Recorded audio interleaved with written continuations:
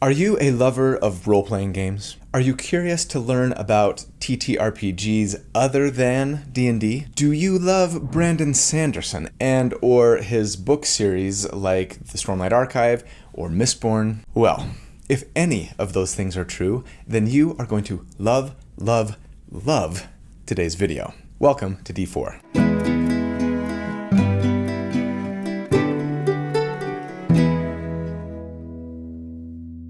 Hey everybody, so here at D4 I usually do character builds for my favorite role-playing games. Today, however, I am interrupting the current feeding frenzy of D&D news to tell you about something that I am so incredibly excited about. I am bursting at the seams to share it with you. So anyone who's watched my channel for any length of time knows that I am a huge fan of author Brandon Sanderson, and in particular, his Stormlight Archive series. You can probably tell by all of the accoutrements I've got behind me. So imagine my great surprise and delight when I learned that Brandon, yeah, we're on a first name basis, at least in my head, was the executive producer on a TTRPG, that's tabletop role-playing game for the uninitiated, made by Brotherwise Games, set in the world of Roshar, called the Stormlight role-playing game. Imagine my further ecstasy when I found out that Brotherwise Games wanted me to do a video about that game, which launches on Kickstarter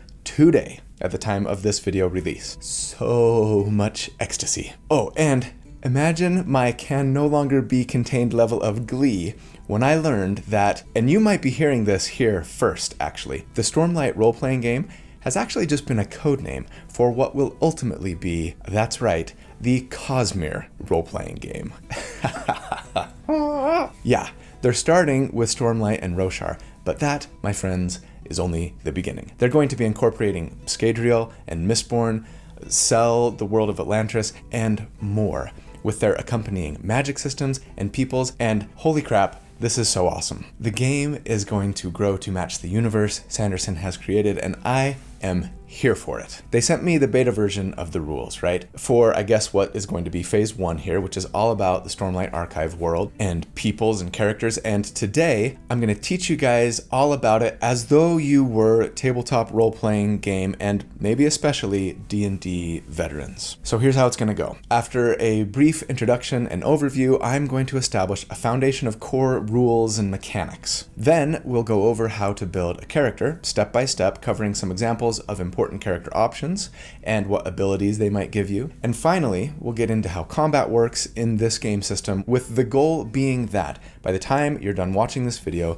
you'll be ready to make your first character and jump into your first gameplay session. Now, before we get started, let me put out this little disclaimer. First up, yes, Brotherwise Games are sponsoring this video. Thank you guys for the sponsorship. That said, they haven't given me any kind of script or said they need to have any kind of oversight into the things that I say about the game, so I'm going to give my honest opinion about what I've seen so far. Also, what I've been given is a beta version of things, so yeah, stuff might change between now and the finished product. That said, the beta rules have been shaped by hundreds of playtesters for over a year now, so what I present today should reflect a pretty accurate preview of that final system. Things are pretty dialed in by this point. Also, just to reiterate, yes, I am going to assume here that you've got a decent working understanding of TTRPGs. You don't need to be an expert, but I'm not going to go into things like, what is a role-playing game? Or what are dice? Or how do I interact with real humans? So I'm going to be drawing a lot of parallels between what I'm seeing in this system to D&D. Cool? Oh, and by the way, if you feel like you could use a more basic introduction to role-playing games, or at least D&D specifically, that will help you out with this video, feel free to check out my D&D 101 videos, which you can find right up there. Also, fair warning, there's going to be some spoilers as I talk here about this game. The timeline of when the game takes place feels to me like it's maybe generally like after the 4th book, Rhythm of War. So yeah, when I talk about some of the mechanics in game, there's potential that it could spoil some things if you haven't read up through book 4. It's not a lot of that, but I can think of a couple of places where you might be like, hey, I didn't know that that's how things worked in this universe for Knights Radiant or something like that, right? So be warned. All right, introduction. First up, let's talk about the Kickstarter that, like I said, just launched today. The first 3 hardcover books available for Kickstarter backers include the Stormlight Handbook, which you can think of like the player's handbook and the mechanics part of the Dungeon Master's Guide, all rolled into one, covering core mechanics, combat rules, character building rules and options, and even giving you like some GM coaching. The Stormlight World Guide, the second book, is sort of like the lore of the DMG combined with the monster manual. It talks about the history and culture of Roshar, including new canonical lore, actually. This makes it interesting to me, even if I never were to play the game. And also profiles a wide range of NPCs. Finally, the Stormwalker's Adventure is the first official Stormlight adventure and was written in close partnership with Brandon himself and also his friend and fellow author Dan Wells. It takes players on an adventure from 1st to 6th level across the entire continent of Roshar. Sign me up. The finished books are estimated to ship out in like late summer, maybe early fall of next year, so please, if you haven't yet, do yourself a favor and go back this project. Use, if you wouldn't mind, the URL that I've put in the video description and the pinned comment so that they know I sent you. I know with absolute certainty that they have completely obliterated their funding goal by the time you're watching this video, even if you are just watching this video like minutes after release. This is a Brandon Sanderson Cosmere Kickstarter, right? It's probably already in the millions. So yeah, don't be left behind. Help them reach their next stretch goal and get all of those awesome exclusive goodies you can only get when you back a project before the Kickstarter ends. I am confident that you will not regret it. Okay, before I get into the nitty-gritty of the rules and mechanics, let me give kind of an overview of my thoughts on the system as a whole. First of all, maybe above and beyond everything, this game really feels like it's putting you into the Cosmere and Roshar. The abilities and powers that your character can get, the weapons and armor they can use, the monsters, the politics and factions and geography and lore, it is the real deal. You will be able to make a character who isn't just some generic fantasy character that feels like a square peg in the round hole of a unique fictional setting here. Your character will be able to be and do exactly what you would want a character who inhabits this world to be and do. There are rules for surges and shards, spren and radiance, or even, if you want, Adolin-like characters who don't need to have spoken any ideals to still be a powerful force to be reckoned with. If you've been dabbling with some homebrew rules to try and make D&D feel like you're living and playing in the Cosmere, you can stop now. This is the real deal. Also, the system is super intuitive and really easy to pick up, especially if you've got experience with other TTRPGs and D20 systems, right? I honestly think that after watching just this video, you really will be able to sit down, make your character, and start playing. You might need a reminder here or there about something, but it's going to be a very smooth and easy transition. Okay, intro over. Let's jump into the rules and the mechanics themselves. I want to start out by defining some important terms and maybe mention what the corresponding D&D term might be to help us get our arms around things. Ancestry in the Cosmere RPG is equivalent to your race or species. Humans and singers are the only options that I've seen so far, though Brotherwise Games have told me that other options may become available by launch. Maybe the Sleepless?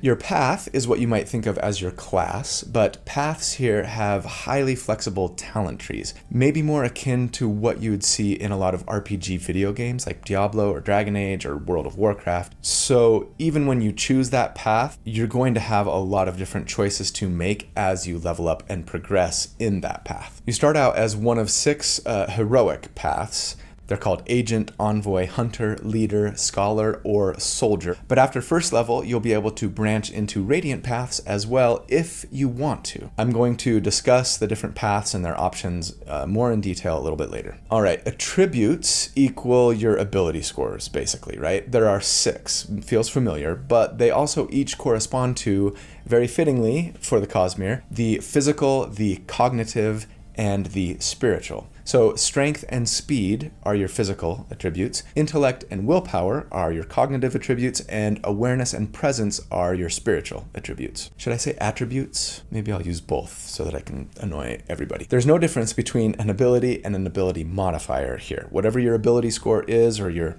attribute score is, that is your modifier. And it looks like those are typically going to be just single-digit scores. Let's talk about each of them briefly and what they do. Strength is what you would think and more. It determines your carrying and lifting capacity, but also it represents your constitution and toughness. So the higher your strength score, the better your health, which are like hit points, right? In combat, this will impact your effectiveness with weapons that are listed as heavy.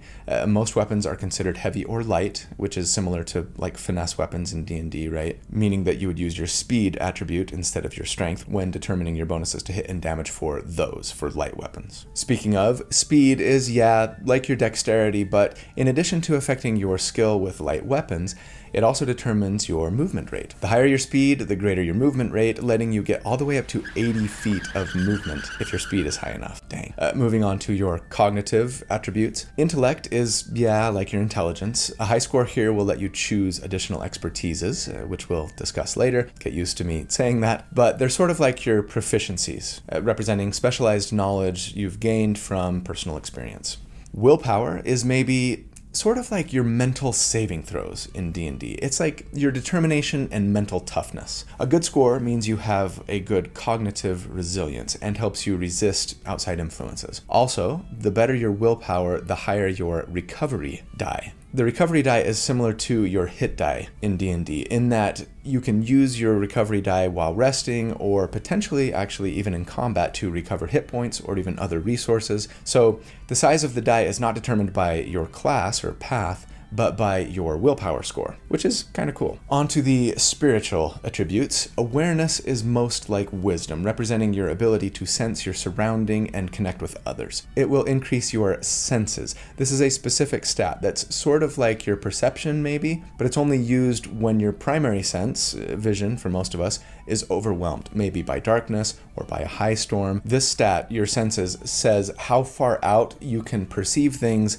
with our other senses, not sight, right? So you're like Daredevil, or maybe you're using your gut instinct, etc. This will come up a fair bit in game, I think. It doesn't look like dark vision exists as a thing, and from what I'm seeing, you don't get abilities that say things like, this works on a creature you can see, but instead on one you can sense. So having a good awareness score might be akin to giving yourself like blind fighting or see invisibility out to a certain range, for example. And the higher your awareness, the greater distance at which you'll be able to sense others when you can't see them. Presence is akin to your charisma, your ability to influence others, etc. In practice, not only will this impact your associated skills, deception, persuasion, but it also lets you potentially establish connections. This feels to me like something akin to what we get with a lot of backgrounds in D&D, the ones that basically tell you, hey, when you get to a city, there's a good chance you might know a guy who can help you out. The better your presence score here, the more likely you'll know a guy in a city, or the more quickly you'll be able to establish rapport with someone you meet who then might be able to help you out in game. Okay, let's move on to defenses. So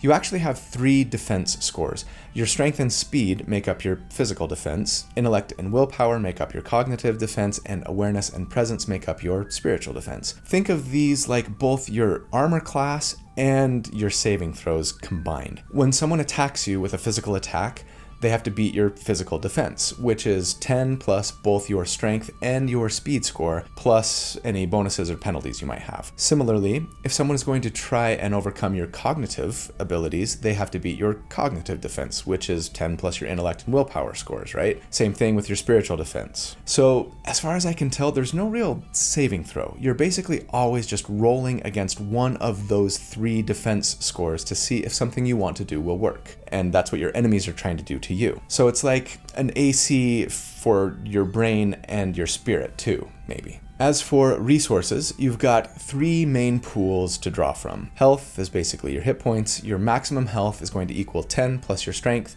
plus any additional bonuses you might have. And yes, when your health reaches 0, you go unconscious. We'll talk more about what that looks like, as well as healing a little bit later. Focus is your cognitive resource. You use focus here to fuel talents, special actions, or reactions that you can take in combat, which we'll talk about later, or other abilities.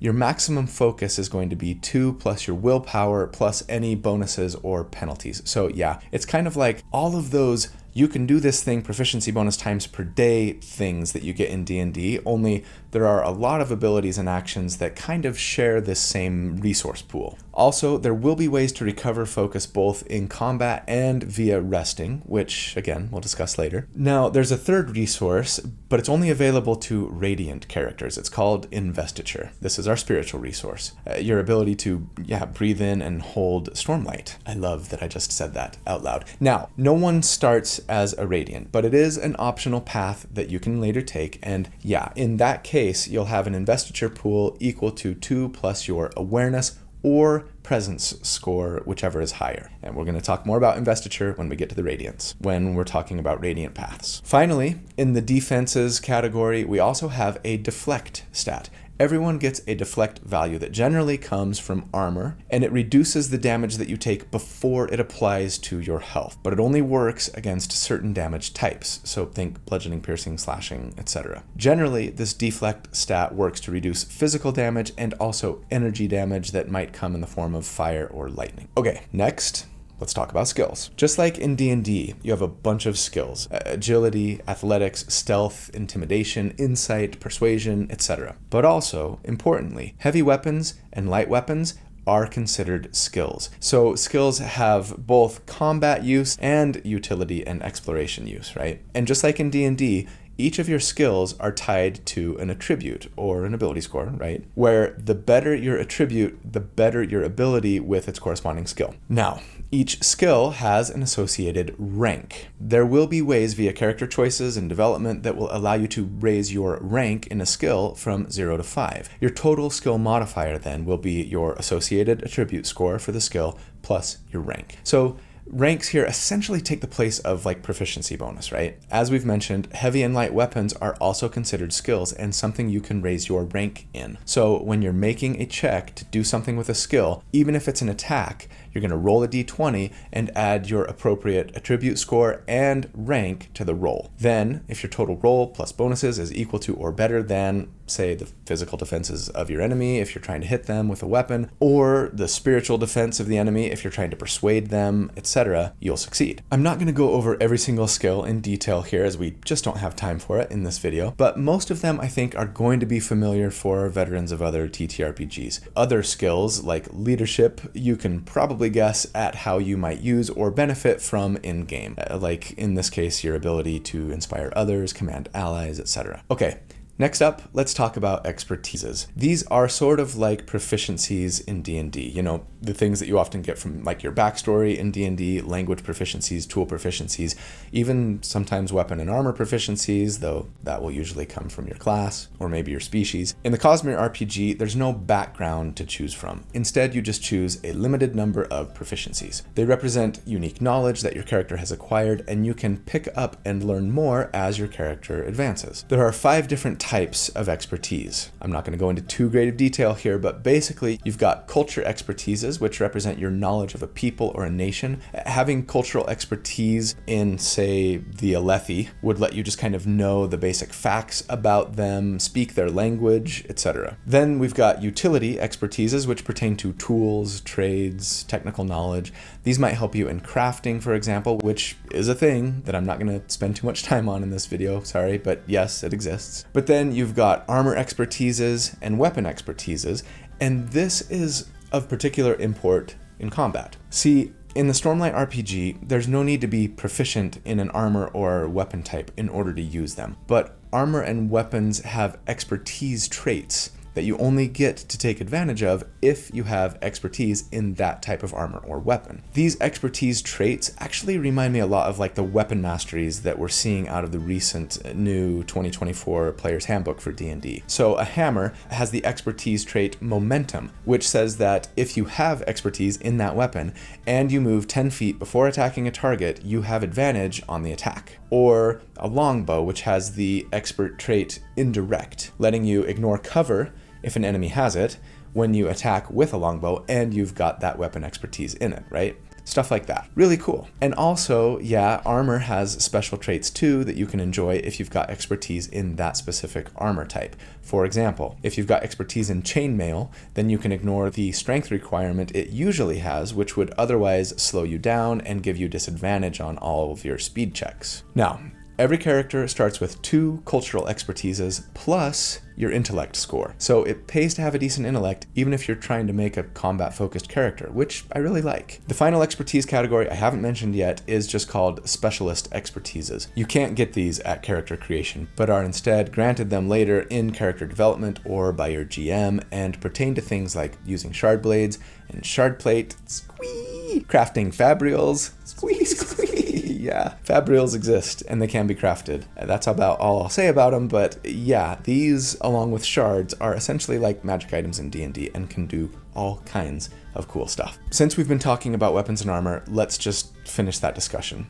Not a whole lot else that will be surprising to a D&D veteran here. As I've said, weapons are either light or heavy, meaning they'll use either your speed or your strength for attacking, respectively. They do either keen damage, think like slashing or piercing, sharp, or impact damage, think bludgeoning. They have a weight listed, a gold sphere cost, an associated damage die, and then recognizable traits like two-handed or thrown, as well as the expert traits that I mentioned. As for armor, similarly, nothing that should surprise you other than instead of each armor providing a bonus to your armor class, like in D&D, right? Remember, we get all of that from our strength and speed score combined. It's kind of like everyone gets unarmored defense. Instead, armor just provides a deflect value. Remember, this is the thing that's going to reduce keen and impact and energy damage before an attack lowers your health pool. So yeah, armor here doesn't necessarily make you harder to hit, but it will make you take less damage when you do get hit. I'm guessing there will even be times that an enemy just does a few points of damage when they hit you, but thanks to your deflect value on your armor, you take 0 points of damage to your health, even if you get hit. And I mean, that kind of feels like what armor is supposed to do, right? Okay, what about Shardblades and Shardplate, you may be asking? I'll get to them, I promise. Just let me go over some other stuff first, okay? Because we still need to go over like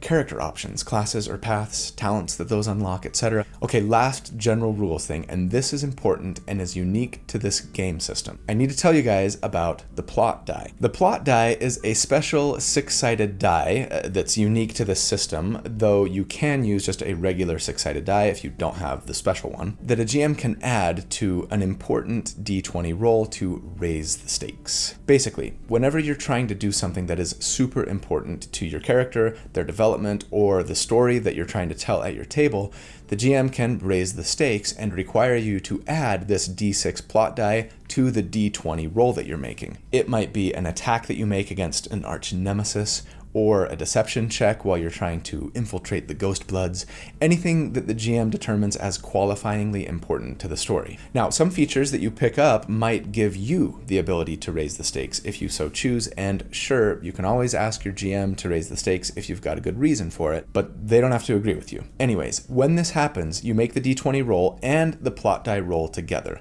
If you get a 5 or a 6 on a regular D6, if you're using that, it indicates an opportunity. You also automatically get an opportunity when you roll a natural 20 on a D20 roll, even if you're not rolling the plot die.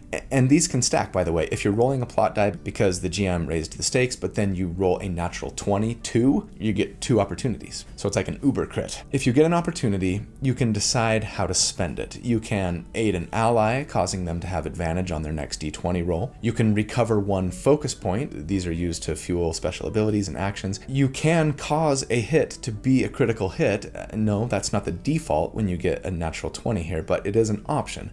We'll talk about crits later. Or you can influence the narrative in a positive way, though the GM gets final say on whether they're going to allow what you want to do here, right? Okay, if you roll a 1 or a 2 on the plot die, this indicates a complication. A 3 or a 4 means neither opportunity or complication. With complications, which also happen if you get a natural 1, even if you're not rolling the plot die, and can stack just like opportunities, the GM will decide something bad that happens, like the next D20 roll of an ally has disadvantage, or you lose a focus point, or a negative narrative drawback happens. Now, keep in mind that it's possible to fail on your D20 roll, but still get an opportunity on the plot die, meaning like maybe you missed your attack, but still managed to pickpocket the enemy that you are attacking. Likewise, you can succeed on the D20 roll, but get a complication on the plot die roll, right? Which might mean that you succeeded on your deception check that a guard needs to let you in to see their commander, but with the complication that you got, well, now the guard insists on accompanying you. Stuff like that. It allows for some cool and fun extra roleplay and flavor and excitement to the roles, and that's always a good thing. Okay. Now that we've established a good solid foundation of rules and definitions and stats, what about actual character options and abilities? That's what most of you are probably most interested in, right? Me too, to be fair. I want to know what kinds of things I can look forward to being able to do as an agent or a scholar or a warrior, or of course, as a Knight Radiant of the various different orders of Knights Radiant, right? I just wanted to give a solid foundation first. Now that we've got it, let's dive in. I think the best way to do this will be to just go step by step over how you would build a character. First of all, let's talk about paths and talents. So, as I've mentioned, paths in the Cosmere RPG are like classes. They are the primary way that you get talents.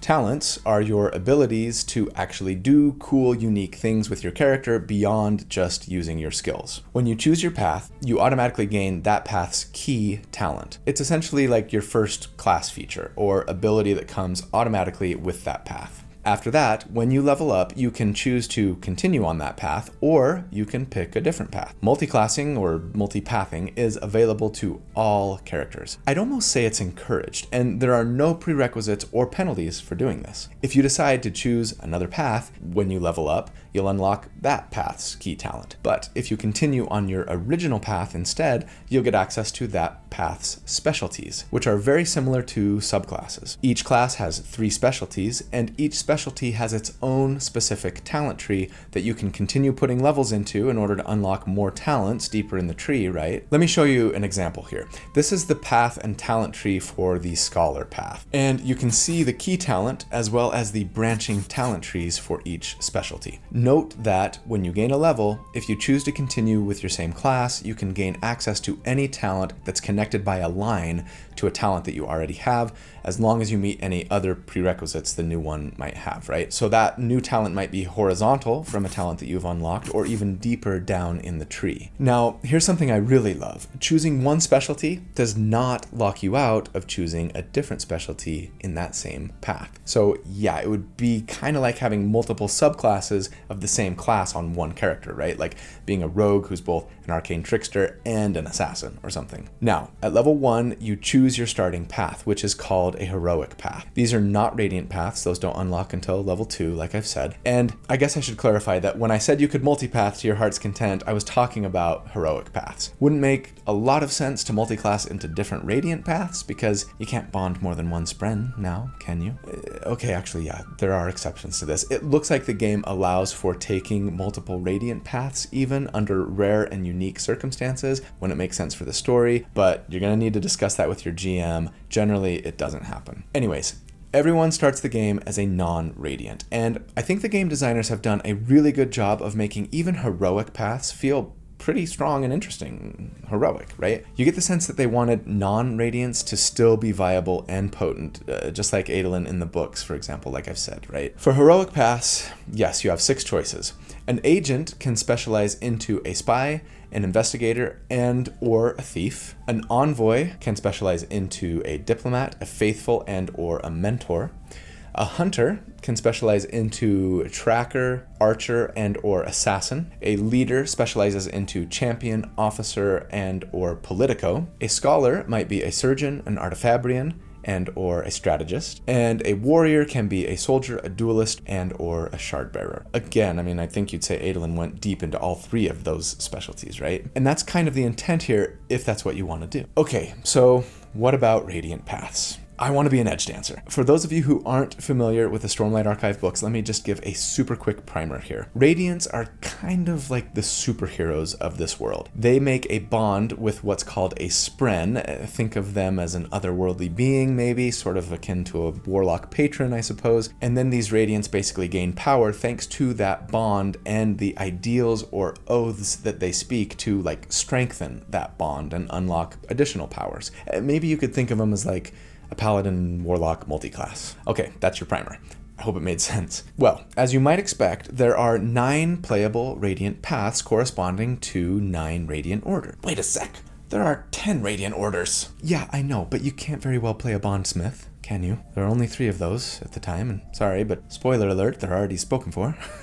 You have to be at least level 2 to choose a Radiant Path, and of course, aside from the mechanics, you are definitely going to want to work with your GM before you make this choice to probably have your spren start showing up in game, right? Like we saw with Syl and Kaladin in the first part of Way of Kings. As soon as you take a level in your Radiant Path, you get access to Investiture, which, as I've said, is the resource used to fuel your Radiant powers. Remember, you get a number of Investiture points equal to 2 plus your Presence or Awareness, whichever is higher. As for replenishing your Investiture, here's something I love. When combat starts, it is assumed that you are at full Investiture, like you've seen combat coming and breathed in some Stormlight from your spheres in your pouch. Also, and I love this, it's just kind of assumed that you always have infused spheres when you need them. Obviously, your GM may decide to make things a little more challenging and say that it's been a while since the last high storm. Maybe your campaign is happening in the middle of the Weeping, or maybe you've just used so much Stormlight and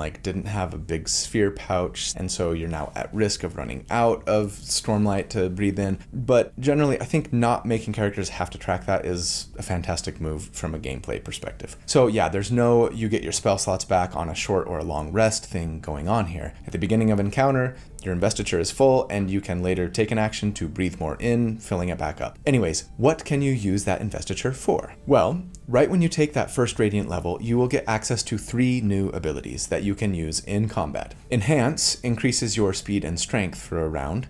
Regenerate heals you, and Breathe Stormlight, which, again, for the uninitiated, is the thing that powers your fantastical Radiant abilities, refills your Investiture. Now, Radiant Paths have 3 specialties of their own, of course, just like Heroic Paths, and the way they did this is just so clever. Let's take a look at the Dustbringer Path as an example. You've basically got the Bond specialty talent tree that represents things unique to that order of Radiant, and the special bond they have with their unique spren. For Dustbringers, of course, that will be the Ash Spren bond. For Windrunners, it would be the Honor Spren bond, etc. You'll unlock more talents here as you speak higher and higher ideals. But then the other 2 specialty talent trees are the 2 surges that each order has access to. Stormlight aficionados know that there are 10 surges, and each order has access to 2 of them, right? So yes, Dustbringers get access to these surges of Abrasion and Division, and these each do very different things. But of course, there's another order that also gets access to Abrasion, the Edge Dancers, right? Like Lift. And for Edge Dancers, they'll have access to the Abrasion specialty talent tree too, and the talents will look the same as they do for Dustbringers, for this particular specialty, right? For this surge. Same goes for the Surge of Division, which Dustbringers have, but so do Skybreakers,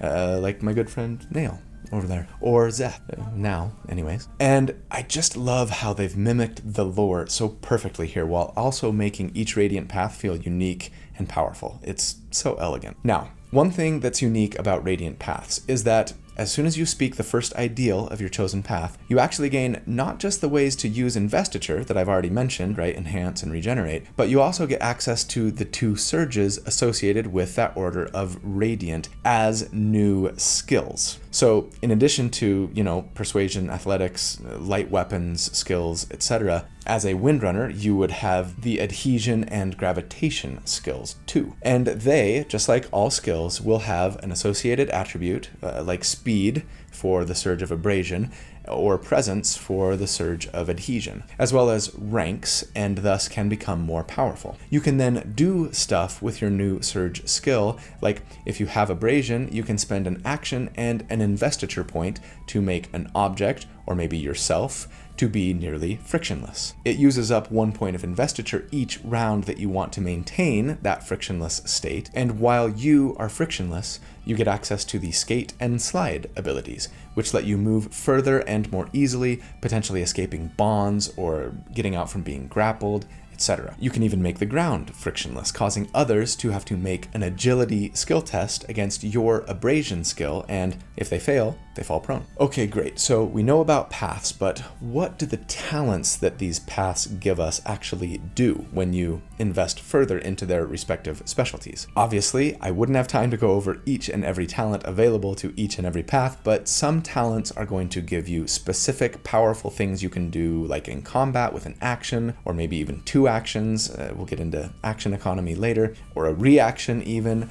Some talents might just give you a permanent buff to your character in a variety of ways, while others benefit you in certain circumstances. Like if you're already doing one thing, well, with this talent, that thing you do is now enhanced in some specific way. To give just a few examples, the Warrior Heroic Path lets you unlock talents that let you learn a variety of stances, just like in the book. So yeah, in the Duelist specialty of the Warrior Path, you could unlock the Flame Stance talent that will give you advantage on intimidation tests while in the stance, but also says that while there is exactly one enemy within your reach and no allies within reach of that enemy or you, so basically you're just going mano a mano, right? You can use a free action to gain an additional action, which you can use to either gain advantage or make an additional attack. Kind of like being hasted in D&D, maybe if you were a swashbuckler, I guess, I don't know. Or if you go down the Soldier specialty, you could unlock the Devastating Blow talent. It takes 2 actions to activate, but when you do, you make an attack that does an extra 2d8 damage if it hits, and it scales up as you level. So yeah, it's kind of like a Divine Smite. As for Radiant talents, let's pick some examples from the most well-known order, the Windrunners. If you were to invest heavily in the Honor Sprend Bond specialty talent tree, you could eventually unlock the Reverse Lashing talent, which is unique to Windrunners because they have both the adhesion and gravitation surges, right? Essentially giving one object a gravitational pull on other objects, potentially attracting arrows onto a shield or a bridge, for example, right? As for the surge abilities and talents, in addition to the things that you can do with them as soon as you unlock the surge skills, like I talked about a minute ago, every surge has an accompanying talent tree that you can go down to let you do more and more powerful things with your surges. And it just can really make for super fun and interesting gameplay. Becoming a Windrunner gives you the adhesion skill, so you can spend an action and a point of investiture to perform a full lashing, sticking stuff together. But if you go down the adhesion talent tree, you might unlock the Binding Strike talent, for example, which would let you use the adhesion surge after making a melee attack, sticking, say, a character's weapon to the wall without having to spend another action to do so, right? It just automatically happens after you make a melee attack. So hopefully that gives you a good feel for paths, specialties, and talents. Let's keep building our level 1 character here. After choosing your path, you will select your ancestry. This is your species, and yeah, you've got 2 options, human or singer, or the species formerly known by humans as Parshendi. The major differences between them are that humans get to choose a bonus talent from any heroic path, whether your own path or a different one, right at level 1. So yeah, like everyone's a variant human, hooray. Now singers, on the other hand, get to change forms, of course. You start off with limited options, but gain more and more powerful form options as you level up. So think work form, war form. Is mate form gonna be in this game? There's some interesting roleplay opportunities there.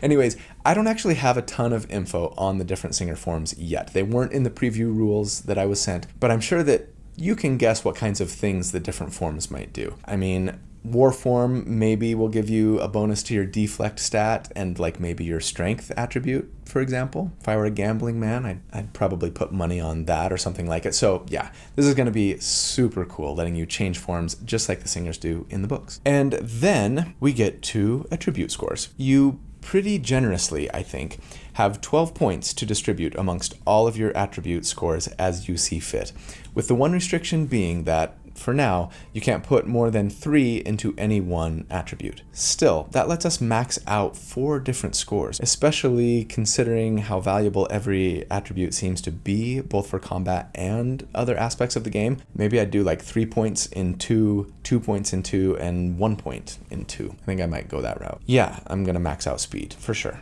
I like my nimble, agile strikers, you guys know me. You then, though, assign skill ranks. Each starting path gives you 1 rank in an associated skill, but then you get 4 more ranks to distribute among the 18 skills. But you can't put more than 2 into any one skill at this level. So 2 into light weapons and 2 more ranks into something else. Got it. Next up, you are going to choose your 2 cultural expertises, like we discussed. I think I'm going Alethi and Shin, personally. Yeah, I know, that's probably pretty vanilla. Now, again, if your intellect is 1 or higher, you get to choose that many additional expertises. I think I'd get at least a 1 intellect so I could get a weapon expertise. Probably in the short spear, yeah? That would let me throw it. Come on, bridge 4. You'll then record your starting talent that comes automatically with your starting path, as well as the talent from your ancestry, if you haven't yet. After that, you'll grab your equipment, which comes in the form of a starting kit. There are several, from an academic kit that contains a simple weapon, a uniform, a healthy number of spheres, which is the currency here, right? And like some ink pens and paper and things, perfect for Shallan or a budding Renarin. There's a military kit, which contains 2 non-special weapons of your choice, some chain armor, some camping essentials, and fewer spheres. Perfect for, I don't know, a young Eshonai or Moash. Moash! And, okay, I think now we finally know enough to talk about the equipment that all of you really want to get your hands on, Shardblades and Shardplate. So yes, they exist in-game, of course. They're not easy to come by, but once you've got them, they work like you'd expect. You can summon Shardblades, can cause permanent injuries with them to those that you hit with it, potentially turning flesh gray and making limbs useless, or yes, even causing death, like you sliced through their spinal cord. So awesome. More on injuries in a minute. Now, importantly, you can get like dead Shardblades, right? Dead eyes, which are the ones you commonly see in the books, which you have to bond with over the course of 5 days before you can summon it and things. And then there's radiant Shardblades, which you can unlock if you take a radiant path after you've spoken the 3rd ideal. The main differences in game between the two are that Deadeye Shardblades take a round, or 10 heartbeats, to summon. So once you start to draw it or summon it, you won't actually have it until the beginning of next round, right? Radiant Shardblades, of course, are summoned instantly. You can also use a free action to change the shape of a Radiant Shardblade, and the skill you use to attack with it will be determined by the shape it takes. Deadeye Shardblades always use the heavy weapon skill, which is tied to your strength, right? But yeah, a Radiant could potentially be like a speed-based, nimble, agile shard user if you were to make your Shardblade into like a shard spear. And my goodness, does that make my little heart sing. Also, if you have expertise in that weapon whose form your Radiant Shardblade takes, you can use those expertises. Also, regular Shardblades have the dangerous trait, which means that if you get a complication, whether from the plot die or by rolling a natural 1, you can potentially damage your allies with it. You can get rid of that dangerous trait by gaining expertise in Shardblades, but Radiant Shards don't even have that trait at all. Maybe you or your Spren, I guess, know to disappear before anything like that happens. Okay, as for Shardplate, you've got the normal Shardplate that you commonly see in the books, or Radiant Shardplate, available to Radiant Path characters after they've spoken the 4th ideal, of course. Shardplate is different than other armor in that it has the highest deflect value of any armor. A 5. Nice. Also, it increases your strength and your speed by 2. Dang. It also causes invested abilities used against you to have disadvantage, and your deflect value is applied to spirit damage as well as the usual impact, keen, and energy damage types. Also, Shardplate has charges that you can expend when you take damage to increase your deflect value by a whopping 10. For that instance of damage. Nice. But then once you run out of charges, like you're leaking stormlight everywhere, right? The armor takes on the cumbersome trait, meaning you move at half speed and have disadvantage on all speed checks and no longer get the bonuses to strength and speed, nor the ability to deflect spirit damage or give disadvantage on invested abilities. It's essentially broken at that point. So yeah, it can be a little bit of a high risk, high reward scenario here if you're using Shardplate. You can also lose a charge if an enemy spends an opportunity, right, on an attack, either with a roll of the plot die or if they get a natural 20 against you. This will shatter one of your armor pieces. So cool. Now, you can only regain lost charges with some downtime and infusion of stormlight from spheres, as you'd expect. As for Radiant Shardplate, you can doff or don it, or just a piece of it even, like take your helmet off with a single action, can even summon it around another creature in certain circumstances, and with a failed check on their part, to restrain them. So cool. And can even restore all of its charges simply with a long rest. Anyways, you, unfortunately, are not going to be starting off with either Shardblades or Plate. So as for this level 1 character that we're building, use those spheres that you've got in your kit to buy any other mundane equipment that you might need. After that, just calculate your health, your focus points, your defenses, your skill modifiers, your movement rate, etc., like we've already discussed, and your character's done. Once you've filled out the most important stuff, of course, like backstory, purpose, obstacles, goals, etc. Okay, so our character's done. How do we play the game? I'm assuming that you pretty much know how social interaction and exploration are going to work, mostly relying on roleplay and skill checks. There's not a ton of differences to focus on here, I don't think. But what about combat? First, let's talk initiative. When combat breaks out, the first thing you have to decide is if you want to take your turn fast or slow. If you choose fast, you're going to go earlier in combat, but you only get 2 actions. If you go slow, you're going to go later, but then you get 3 actions. More on that in a second. Also, you and your fellow players get to decide who goes in what order among those going fast, and what order among those going slow. If you can't decide, then and only then will you roll a d20, and the highest roll wins. I like this. It's simple, it's elegant, it's probably going to speed up gameplay, and it puts control in the player's hands. Also, you can alter your decision every round. Maybe you go fast on round 1 to get the jump on an enemy, but then slow on round 2 so that you can get another action, right? Also, enemies can decide to go fast or slow as well, but if they choose fast, they'll go after the fast player characters. Similarly, slow enemies go after slow player characters. So yeah, advantage heroes. Okay, actions. Yes, the Stormlight RPG is actually more similar to Pathfinder's 3-action economy than D&D's like actions and bonus actions. Everyone has 2 or 3 actions on their turn by default, depending on, if you're going fast or slow, and you can use them to do a number of things. Importantly, you can only ever take any action once per turn unless stated otherwise. Some actions will specify if and when you can do it more than once per turn. Sometimes you might get a talent that allows you to take an action more than once. We already talked about the Warrior Path's Devastating Blow talent that lets you gain an additional attack potentially, right? So extra attack really isn't a thing here, though there are exceptions. And there's no you can attack more but with a penalty to hit thing like in Pathfinder, right? And I'll be honest, I like this. It makes it feel a little less punishing if you want to pursue a path that might not be quite so martial or combat focused, It also makes it feel a little less punishing if you decide that you want to act fast. Yeah, you only get 2 actions, but no action can be repeated, so depending on what you need to do on your turn, it's not like you're giving up an attack to go first in combat. You only get 1 anyways, right? Here are the different actions you can by default take. Brace forces attacks against you to have disadvantage until your next turn, as long as you keep your weapon raised or get behind cover. That's potent. The disengage action prevents reactive strikes when you move away from an enemy. Yeah, think opportunity attacks.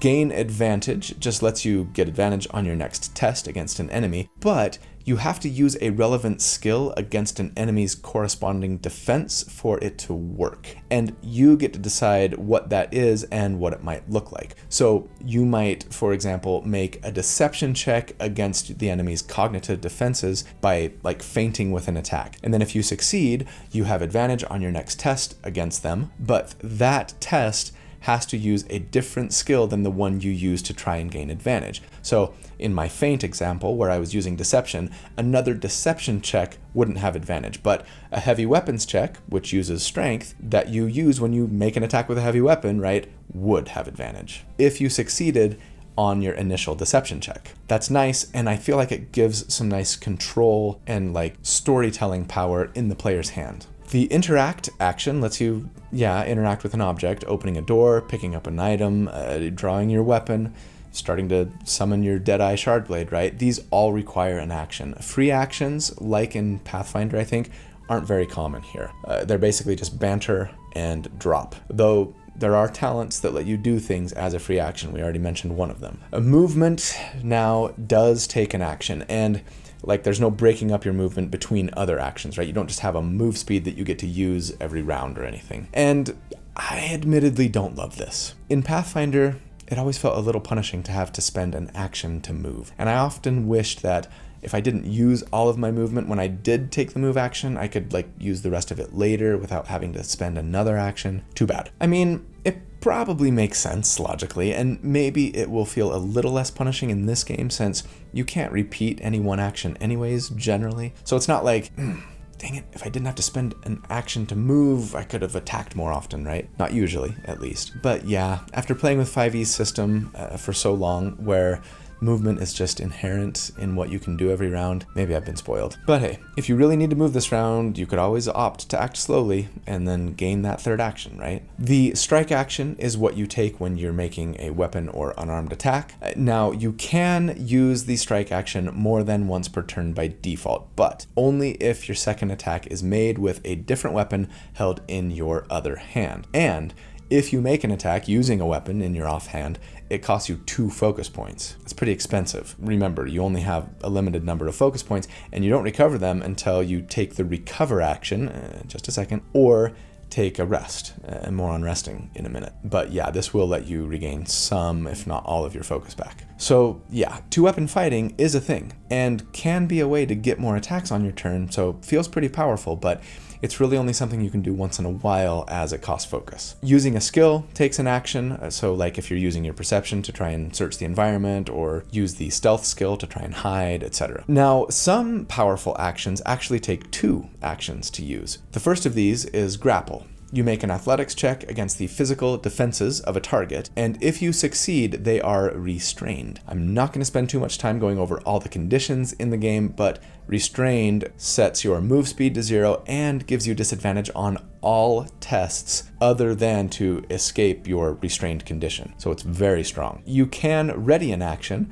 but it costs 1 action to do so, plus however many actions the thing that you are readying takes. Just like in D&D, you decide what the trigger is going to be, but then when the trigger goes off later in the round, you can just do the thing you were readying. It doesn't even cost your reaction. So it costs more actions to ready a thing, but not your reaction. And that's great. And yeah, everyone gets a reaction once per turn, just like D&D. More on those in a second. Okay, I've mentioned this, but there is also a recover action, and it's pretty great. It costs 2 actions, but it lets you sort of take a deep breath, steel yourself, set your jaw. That's one of Sanderson's favorite phrases, right? But then you enjoy the benefits of a short rest when you do this. That's awesome. Now, you can only do this once per scene. Think of those as like, per encounter, but it's still really good. The shove action also requires 2 actions and is, yes, an athletics check against their physical defense, and on a success, you push them 5 feet. No knock them prone option here, just push. Okay, now, let me get back to attacking for just a second, because there are some important differences here between the Cosmere RPG and other systems that I've played. When you roll your attack, you make the d20 test against their defense, as you'd expect.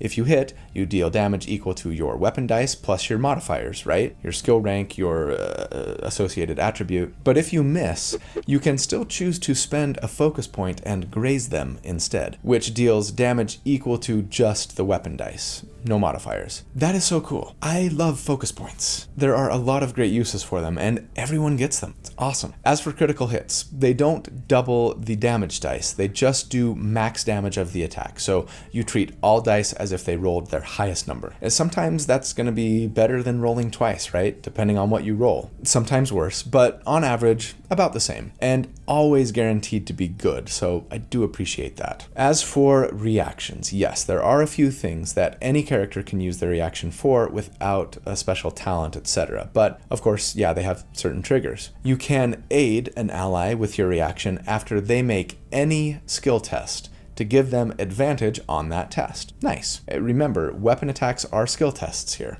And so this is kind of like taking the help action, right? However, it costs you 1 focus point, so it's not spammable, and you have to be in range and be able to realistically help them. You gotta convince your GM and describe how you're helping for it to work. You can use the avoid danger reaction to let you dodge out of the way of something, even an attack, or like stopping yourself from falling, etc. To do so, you make an agility skill test against a DC of either 15, if it's like an incoming environmental hazard, or if it's against an incoming attack, the DC is whatever the enemy rolled to try and hit you. This is interesting, as taking this reaction doesn't require focus or anything, so you could potentially do it every turn. And I think I like this.